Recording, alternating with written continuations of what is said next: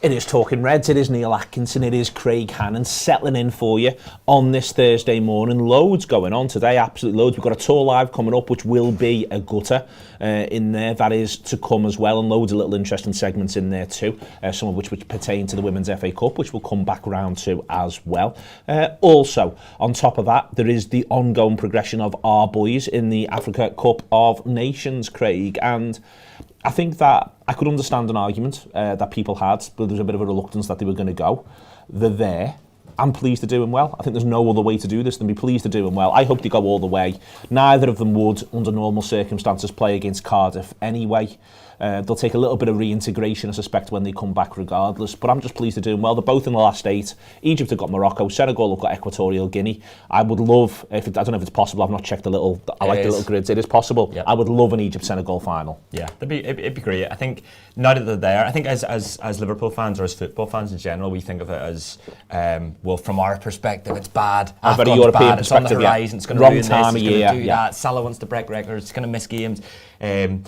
But for Sadio Mane and Mohamed Salah, they'll both want to go out there. They'll see it as a chance to win the trophy, more so Senegal than Egypt. I know Egypt have sort of struggled going into the tournament, but they've got Mo Salah, and they find themselves in a decent position. And yes, they can. That's the first thing I thought was I looked at the little, what's the diagram or whatever it's called, and Egypt are here and Senegal are here and they can meet in the final. But yeah, it's have you watched much of it? Yeah. Some of the goals have been outrageous, haven't they? It's tremendous stuff at times. Yeah. It really is. I think the really interesting football matches in that, I think that it feels in a really weird way like everything's on the line for some of these players. They almost have a bit more of a... I think when you get... I think the best way to sort of describe this, so ultimately we know the best competition in world football in terms of standard is the Champions League. And nothing that you see at the World Cup or the Euros meets the Champions League in terms of standard. What I think then is your next step down then becomes, it's a little bit like, to me, at times, at its best, I don't really do mean this at its best, the last 8 of the World Cup, for instance, is equivalent to the last 8 of the FA Cup in terms of standard.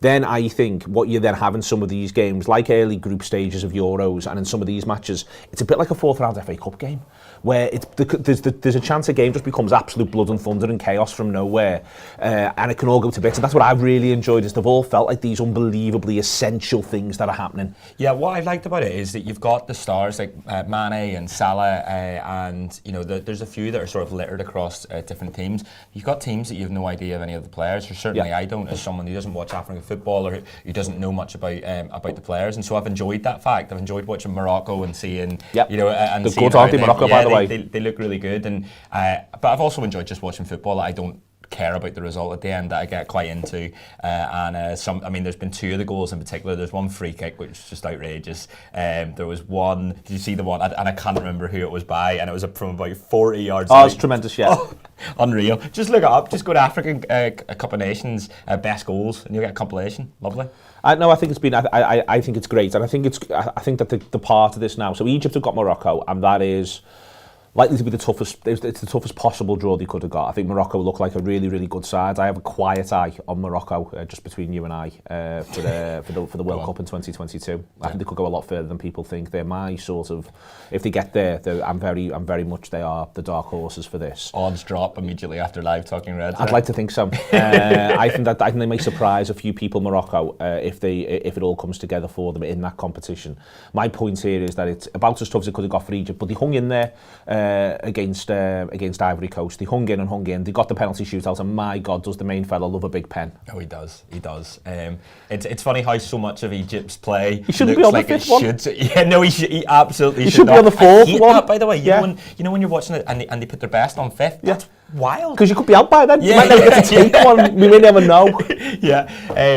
The one thing what I realised was that so much goes through Mo Salah. Like they almost look up and go, "Where's Mo?" Which is fair enough. It's like a 5-a-side when used look for me. Of course, all the time. But do you know the only hit thing hand and hope it sticks. Do you know the only thing that worried me was in the Senegal match, the Mane, the head clash. Yeah, it wasn't pleasant at all. And it was like, and then should he have been playing? But he gets the goal, and then he puts a picture on his Instagram afterwards with a thumbs up. Oh, and he's yeah, happy. yeah. You see the best person to assess whether or not someone's concussed is the person who could be concussed, Craig. Let's remember that. He's the best person. I don't trust Sadio Mane to say, I can't play here. Can't play here. No, absolutely not. Absolutely not. What they didn't show you was when he was thrown up in the toilets 20 minutes later. Oh, God. Imagine Jurgen watching that fuming. Oh, you're going to be watching this thing and why are you two dickheads laughing? What are you laughing at here? Yeah, this is not funny in the slightest. Why are you laughing? I like the idea that Jurgen is mostly cross with us. Likes it when we're enjoying ourselves in certain areas, but in other areas he's just like, you silly boys. I like how he's gone on his holiday, he's in Dubai and he's gone, shit. What is it? What time in UK? 10 a.m. Talking Reds live. Yeah, Talking Reds live. There he is, feet up, absolutely having a bug. Just gets him out the sun, midday sun, gets him out, a few hours ahead, settles himself down, enjoys Talking Reds, posts under the pseudonym of Louis Tyra as he's going all the way through there. That's one of his things, one of the things that he does. The thing for me, one thing that can happen, I would love. If the best outcome for Liverpool from this tournament, not messing about, is Senegal win it with a Sadio Mane winner.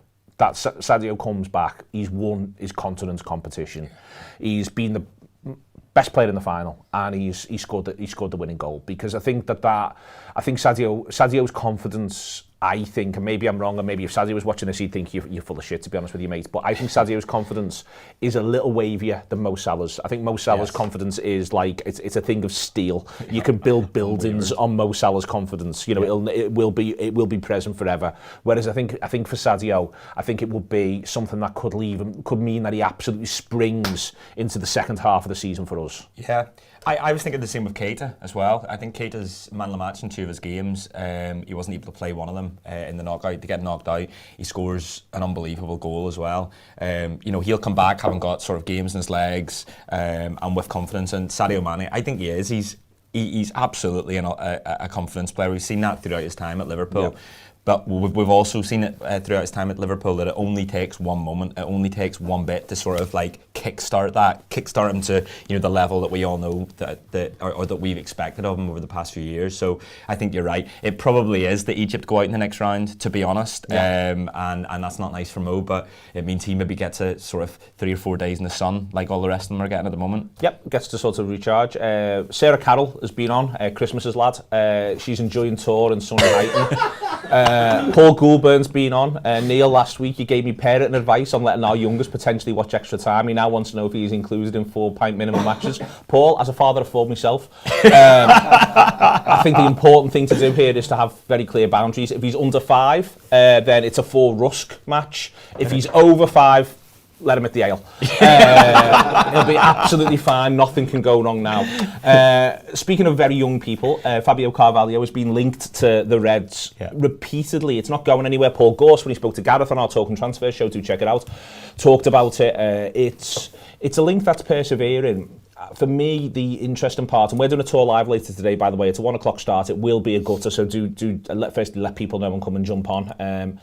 For me, Craig, I'm of the view Liverpool might just do it in this window, because one of the things that happens if his contract runs down is Liverpool end up in a situation where it could become a little wilder. It doesn't quite feel like the Harvey Elliott thing where it was like, I've been obsessed with Liverpool my whole life, this is the thing I want to do, my dad loves the Reds, all the obvious bits and pieces. I could be wrong, but if Liverpool could sort of take that bit and more aspect of it out, they may be prepared to do that. The issue then is Fulham's promotion push. I noticed the lad scored for Fulham at the weekend. Fulham are trying to get promoted here. We could almost do with Fulham being 10 more points clear, if you sort of know what I mean. Can you see a world in which Liverpool just do it but loan him back?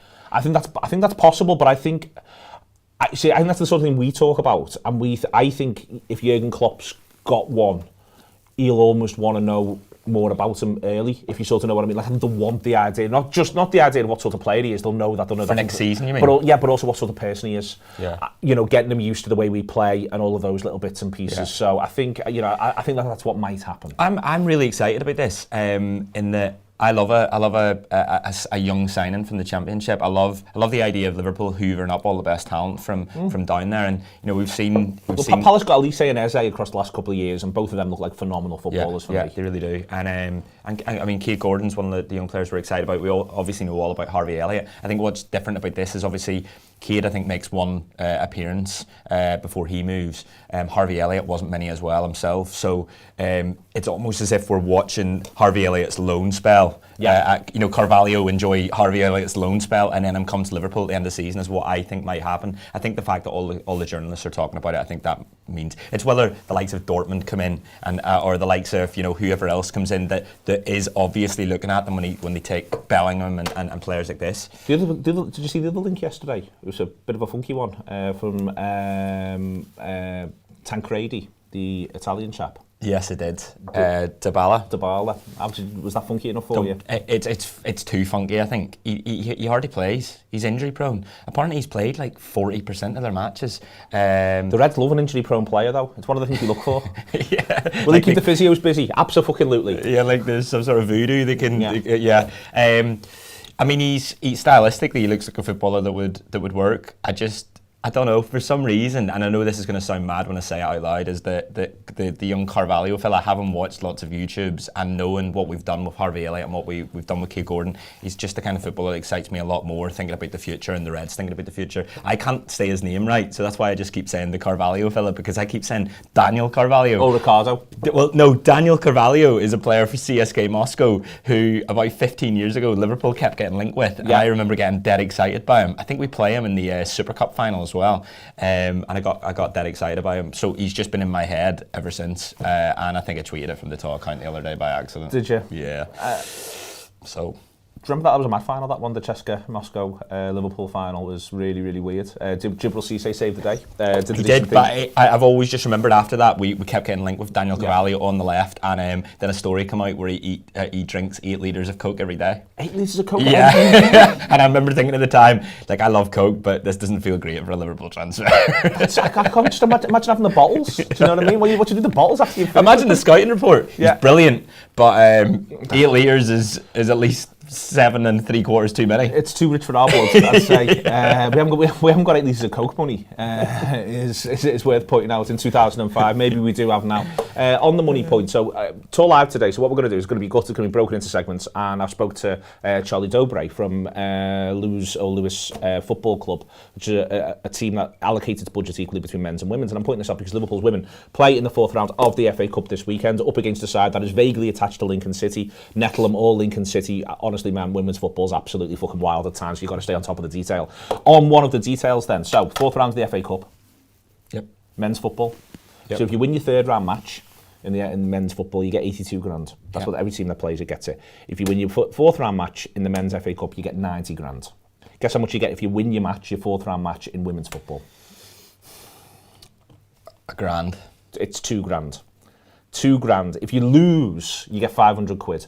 So probably what happens to this set of characters who are going to come over from Lincoln to face Liverpool on Sunday. Liverpool should almost certainly beat them. Liverpool women absolutely flying at the moment. Do start getting into them. They're hopefully going to get promoted. They're in really good nick. So they should win this weekend. Liverpool women really should win this weekend. So they're going to get 500 quid, the team who are coming. It's not going to cover the costs. It's literally not worth them coming and playing the game if they get beat. It is absolutely mad in amongst all this. So I was talking to Charlie about that, and they've got a plan, the Lewis plan, which is a way that you can reallocate all the FA Cup money with the current budget, so that 96% of the teams are either better off or no worse off of men's and women, and only 4% aren't. And the 4% that aren't would include Liverpool Football Club, who really aren't budgeting to win. Don't need the money. No, and genuinely will not be budgeting for the prize money in the FA Cup beyond the quarter-final stage. It's a really interesting conversation that is coming up in your tour live. Gutter, everything that you'll need from that as well. We're doing an agony this evening, possibly. Yes. We'll see if it happens. I'm sick to death of people asking for it, is what I would say. So where have you been? Any of your issues? What have you been up to? It's not me. I'm the least of your concerns. Oh, Christ, broke the pen. Any of your issues, agony@theanfieldwrap.com. Broken pens is one thing that you might want to go on. Agony@theanfieldwrap.com. We're doing that this evening. We might have to explain it to some people on here, by the way. So agony is when Anfield Wrap subscribers and listeners email me, Ben Johnson, Rob Gutman and Paul Cope with their problems, and we go through them in a dignified and respectful manner and give them advice as to how best to solve their problems and issues in their day-to-day life. So far, most of those solutions have been: get her pregnant, don't get her pregnant, wash your hands.